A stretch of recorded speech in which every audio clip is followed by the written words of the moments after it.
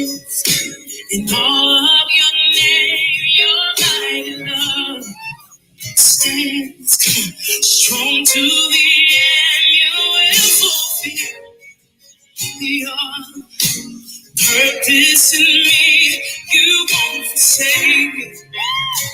You will be with me.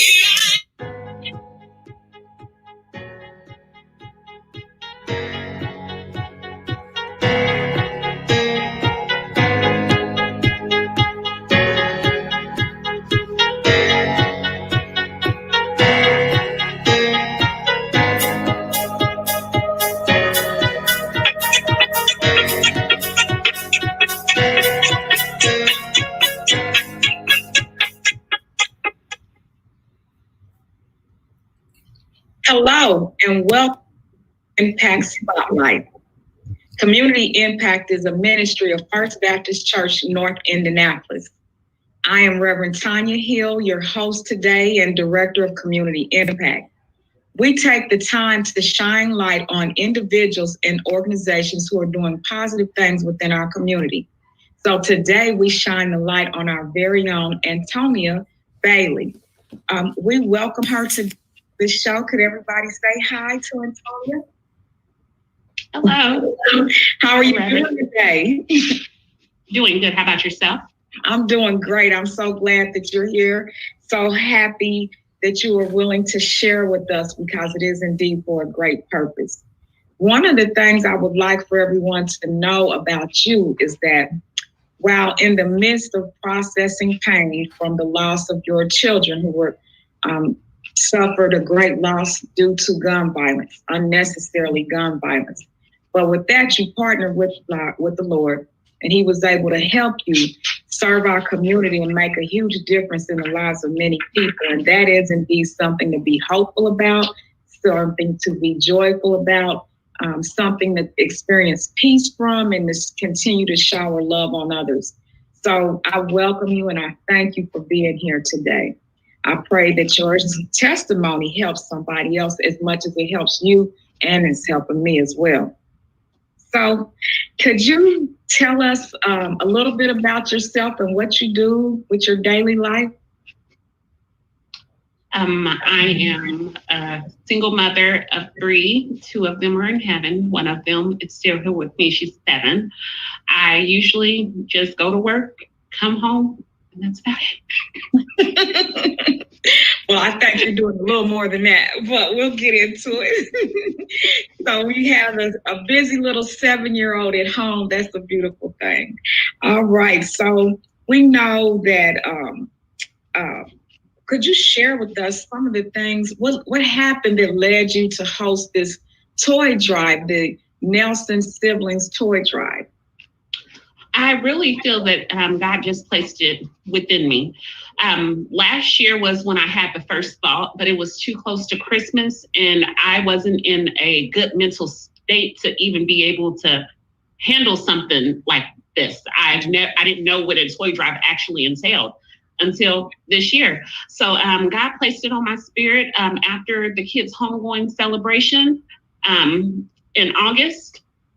And I was like, okay, we'll do a toy drive. I wanted to make sure that there was enough time to be able to to collect toys.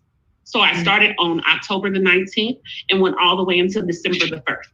So right before Halloween, I was like, hey, come on. A 2-month process. So I hear you. So share a little about the details about the process, like God gave you the vision to do this, and how did you even come up with the process and connect with whoever you needed to connect to, who encouraged you or who discouraged you, or what was that process like? Once that I had the thought, I went on ahead and started to reach out to the media outlets that I knew, starting with Steve Jefferson. I just let him know that I was interested in doing a toy drive this year. He was like, okay, once that you get the flyers, let me know. I talked to my godmom and was just letting her know that I wanted to do a toy drive.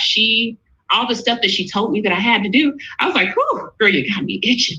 It's a lot. It makes me not want to do it because she wanted me to go ahead and start the website. go ahead and start doing my 501(c)(3). And I want to say I only had 2 weeks to do what she wanted me to do before the toy drive. So I was like, I reached out to the foundation that I was thinking about going through, and then just talked to them, got some information. I said, okay, I'm just going to focus on this toy drive because they ain't about to drive me crazy. Yeah, yeah. And all those steps, it sounds like, are good things to do, but it was too much at once. And so you just had to step back and do what was on your heart to do at that time. So that's good. So what organizations helped you with this? Cafe, the Far East Side Community Center, they allowed me to not only have that as a distributing site, a collection site, but they also allowed me to have it as a distribution site, and partnered me with Antonia Bailey, and she does a Christmas program every year. For the past 3 years, she's done a Christmas program that benefited women who were affected by domestic violence, and they were only able to give like one toy to each child. So I was like, okay, well, instead of impacting the Far East Side community, which I ended up doing, I was like, how about we make this their Christmas? We'll make sure that they have a good Christmas. I had no clue that it was going to be as big as it actually turned out. And I wanted to make sure that we had COVID-19 plan in play for that, which canceled the show. So we ended up having to do the show live. But with that COVID-19 happening, that allowed me to be able to impact the Far East Side community. Okay. So it gave you a little more focus, actually, which probably did, in fact, help it be more successful. So I know when we had spoke before, you had mentioned a hospital that helped you, and I think you said a beauty salon. Share a little more about the different parts that came together to make this happen. So yes, the hospital that I work at, Kindred Hospital, Indianapolis North, I spoke to the CEO there and let her know what my idea as far as wanting to have a toy drive and hoping that we could have a box there. She said yes, the staff there, the doctors, even the district people, the main higher ups, they all helped to make it possible and wonderful. My cousin's beauty salon, she allowed me to have a box there also, which collected a lot, as well as a barber shop. So altogether, I have 4 drop-off points. Okay. And how did you get the word out? Was that just through the news with Steve Jefferson? The media outlet, Steve Jefferson, allowed me to do a couple of stories with him. Channel 8's Alexis Rogers, she allowed me to do a story with her. She actually came to my job at Kindred, and we did an interview right in front of the box.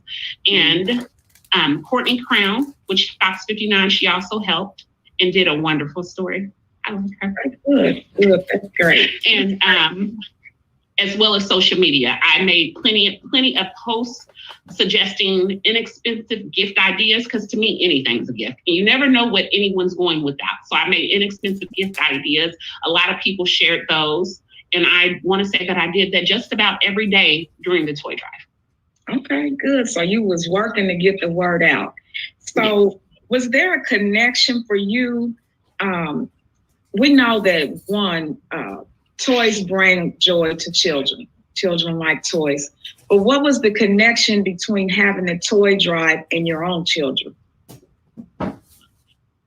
Well, we benefited from toy drives before, so I didn't even pay attention to the fact that this toy drive was a little bit different, because I collected hygiene supplies and different things, because you never know what these children are going without. So the connection with them was just wanting to see someone smile. I couldn't give the love to the 2 people that I wanted to give it to the most. So I just wanted to make people smile. Well, in a way, it seems like you did both. I think you did both. So were there any special highlights throughout this journey for you? Special highlights. I was wanting to make people smile while the people in the background were wanting to make me happy. The lady that I worked with, Antonia Bailey, she followed me around during the toy drive. I was so in my zone, I didn't even notice that she was recording me or was that close. So that was a special memory to have, as well as my daughter's stepmom, she got me, I want to say, an hour massage along with a facial. Wasn't expecting that whatsoever. That was nice. And someone took a picture of me while I was distributing toys. I was actually sorting through. And in the picture, you see this beam of light beaming down just on me. And it was like two hearts. Like it was darker on one, and then there was a line in between, and it was a little lighter. So that was like my babies. Oh, that is, you know, they were there. So that's not my new favorite picture. Yeah, that was a visitation. You was experiencing their presence. That's good. That's good. What about when you would go to the different locations, the 4 sites where the toy boxes, where the boxes were for people to put toys in? You had talked about how you felt each time you would go and see those boxes. Oh, it was nice. At Kindred, I want to say that I emptied that box out 3 times, literally in one day. Oh, wow. Which was a wonderful feeling. I was just, and then looking at the items for us to provide all new items to these children that were in need. That was wonderful. I don't really think that I did anything at all. All I did was say, hey, I want to have a toy drive. And for me, everyone else did this. Kokomo, Brownsburg, Terre Haute, they were from all over just reaching out and spreading love in a time that we need love the most. People are losing their jobs. People are losing their loved ones to COVID as well as to gun violence. We need the love that everyone showed during this toy drive. Yes, it's kind of magical to see people come together and serve each other in such a powerful way. That's good to hear. That is really good to hear. It was serving a purpose for you and serving a purpose for the community. And I know that that is indeed something that God intends to happen. When we're in the midst of a great deal of pain, we say that the word says that these type of things often only come out through prayer and fasting, but what type of fasting is it? And the type of fasting that you proceeded to commit yourself to was fasting that served others. God talks about that in Isaiah 58 a great deal. And that is your living testimony of that, and how using your pain to serve others can certainly bless you and bless others in the process. So that's a wonderful thing to learn about. Did you experience any obstacles through the process? Myself. Yourself? Okay. Yeah, I would consider myself, just because once that the deadline was there, I'm very time oriented. I don't think I'm saying it correctly. I pay attention to time. So once that December the 1st hit, to me, it was over. But God was like, yeah, no. People were literally still dropping off donations. And I was like, I just needed to stop. Every time I said I needed it to stop, God was like, yeah, no. Just yesterday. Yes. And just yesterday, the toy drive is literally over. The gentleman that donated 7 bikes, he just left me a voice message yesterday with more bikes. Okay. And I was like, did you not get the memo? I appreciate it and love it. So I'm looking for something to do with those now. Okay, well, I'm sure you'll be pointed in the right direction. How many toys would you say you were able to collect? We had about 1,082 donations, just because all of it wasn't toys. We had clothes, hygiene supplies, earrings, because for the older children. So all of it wasn't just toys. Okay. We also had books. Okay, yeah, books are good. Books are good. How many families do you think that you were able to share those over 1,000 toys with? Let me pause on that for a minute. 1,000 toys. That's a lot. Toys, supplies, books, earrings. People like earrings. It makes you feel cute. So that's awesome. That is really awesome. So how many families do you think benefited from these blessings? I did not count as far as families. The goal was for 60 families. I counted the children. I was able to, we're able to provide Christmas to 176 children, plus give a nice, generous donation to 2 shelters. Okay, that's great. That's great. That's some good work there. That is some good work. I'm thankful for everyone. Yes, that's something to be thankful for, and certainly something that gives us some comfort during this season. Absolutely. Do you plan to do this again? Yes. Next year I'm having a warehouse, though. Not a warehouse, a storage unit, because my house was full with toys. Oh, you had all 1,000 of those things in your house? No, not all of them, but from the distribution sites, the collection sites, when I went to pick them up, I would put them here. Yeah, next year we are definitely getting a storage unit. Okay, well, that's a good thing. So what things could help you accomplish your goals for next year? Like if we were starting now, what is it that the community could do to help you for next year? Just spread the word. Help spread the word that we're having a toy drive. Pray that it's going to be successful and that these families get what they need. If someone wants to volunteer, that would be absolutely wonderful. So just spread the word and pray for it. Yes. Yeah. I think our community can do that. We can pray, we can spread the word, we can give, we can help, we can do that. Okay. Are there any other things that you plan on doing over this next year? I hear you have plans for a 501c3. Yes. One of the organizations that my son Nicholas was with, TeamWorks, they said that they couldn't think of any better way to help Nicholas's legacy live on. So they're going to assist with that. I just got an email saying that we just need to set up a date for me to collect the check. Also, one of the doctors groups at the hospital, they just gave me $500 towards it. Good. And then I want to say another group with Stop the Violence, they gave me $300 towards it. So yes. Okay. So what are some of the things that you want your 501 to address? I would like to see it help children benefit where my children couldn't due to them being taken away. I would like to see people go to college because Nicholas, he would have definitely had a full ride scholarship to Purdue because he was absolutely a genius. Ashlyn really wasn't into school, so I also wanted to see it help people with trades, even if it's just paying for a college course, paying for your trade, paying for the supplies that you need to complete your trade.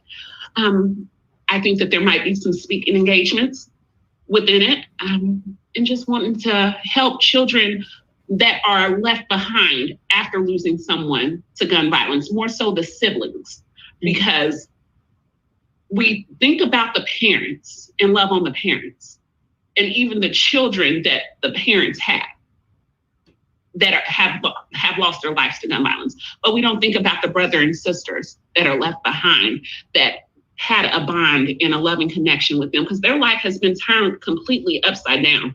For my little lady, she's now an only child when she's at home. I'm thankful that she has her dad to where she's able to go over there every other weekend to still get that love that she's missing from older siblings. All children don't have that. And I want to create some type of outlet for them to be able to get together and just have a good time and be able to connect with someone who feels that same pain. Yes. This is I want to say the third or fourth time this week that someone has spoke to me about the children who are left behind in these sorts of situations. So I know that God is in this process and has opened your eyes to this need. So I look forward for us all hearing and being available to help with the things that you want to do to support the children who have to endure this, because they don't often have the skill set to process this or even express their emotions about how they're feeling. And we know that really unprocessed pain can turn into something that's not so good, and we want to help our kids move forward. So that is really good. I'm assuming that once you have your 501 up, you will continue to communicate what it is indeed that people can do and volunteer specifically to help you. So that that's a possibility. Is there anything that's on your heart that you would like to say to parents who have similar experiences? It's not easy. Every moment is going to be completely different. There's no playbook to show you what tomorrow will bring or what the next second will bring. There's been times that I've had a flood of emotions come over me after just laughing. And I'm crying. So for me, I sit in that for a moment. Even once that Nicholas and Ashlyn left, I sat in that for a moment because they deserved it. I deserved it. And then I praised and prayed and more so praised because you have to praise him through the pain. And he's the only person, God is the only person that's going to help you get out of this. I lean on God and surround yourself with people who are going to feed into you as opposed to pulling from you because you've lost enough. It's not easy. Just take it day by day, moment by moment as I take it. And just lean on God. Yes, that's part of the process. It has to be. And so for you, I know that you are a member of First Baptist Church North Indianapolis. And I would like for you to share a little bit about how that came to be. Just the love. I first met Dr. Hicks. Well, I had attended the church just as far as visiting once or twice. And I met Dr. Hicks, I want to say a day or two after Nicholas and Ashlyn left. And I say left when it comes to them because I don't like to say how they were taken. I know that they're gone. So I met Dr. Hicks a day or two after they left. I kind of thought that he was looking at me crazy from the things that I shared. I had let him know a couple of times that people before this had even happened had spoke over my life telling me that I wasn't doing what I'm meant to do. They see me speaking to people. And I wasn't sure how, but I had a feeling that Nicholas and Ashlyn having to leave. And I know that God hated that they had to go through what they went through in order to come into his arms. But I had a feeling that them leaving was just a pressing and a molding for me to get to wherever he has me, wherever he sees me going. Yes. And then Minister Sherry and Minister Jerome, they just loved on me like no other, checking on me. Dr. Hicks, we had a couple of counseling sessions after the children left. I just felt so much love. So I wanted to be a part of it.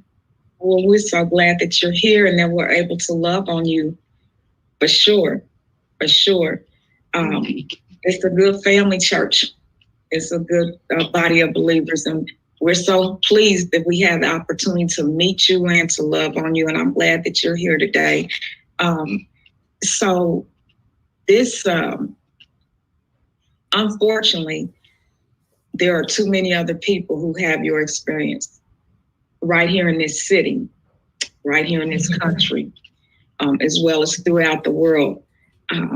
But the hope is that even through such a situation that we're able to envision our children in the presence of God, that there's no more pain for them, that they are able to experience his love.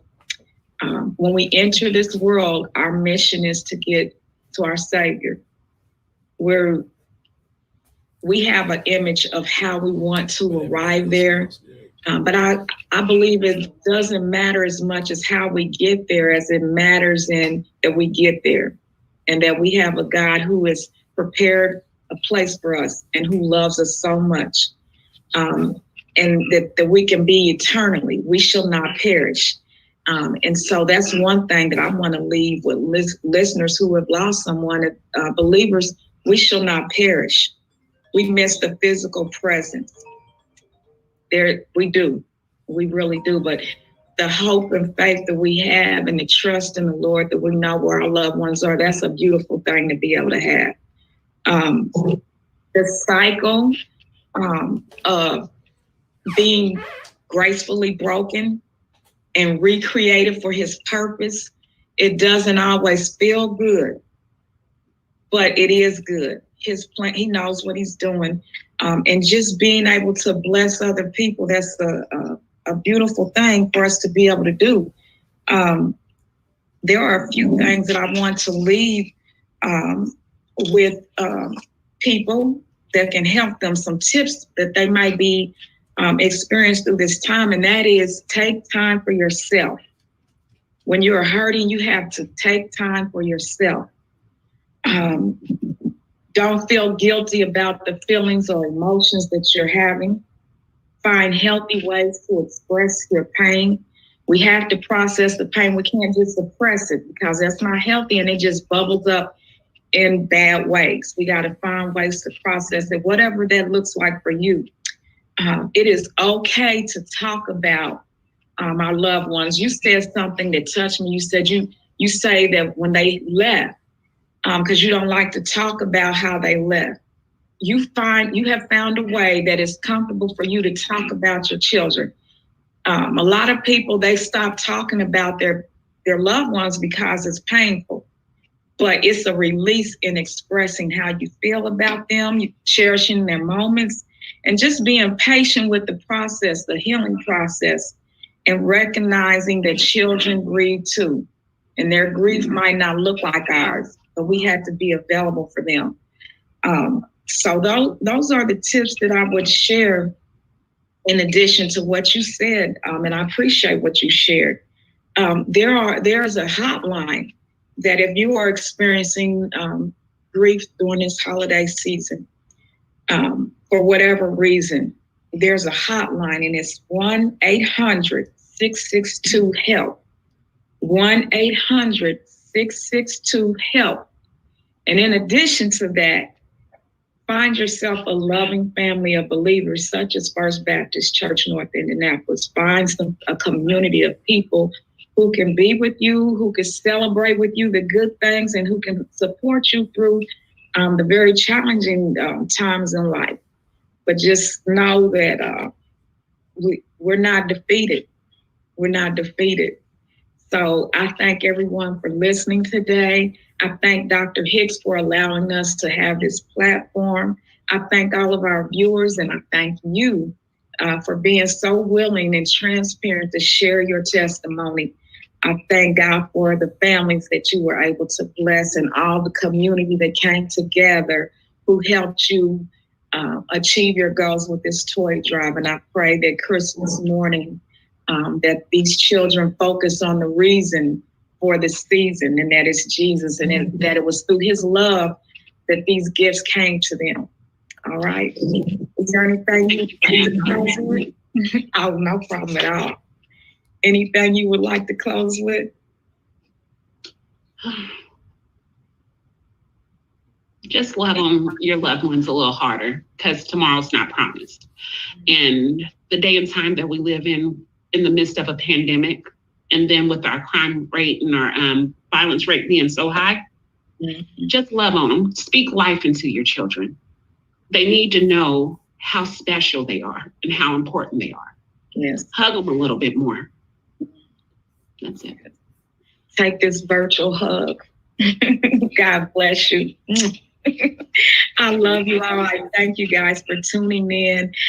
We will see you every third Sunday at 3:30 right here for our Community Impact Spotlight. We thank you, my sister. God bless you so much. Everyone have a blessed day.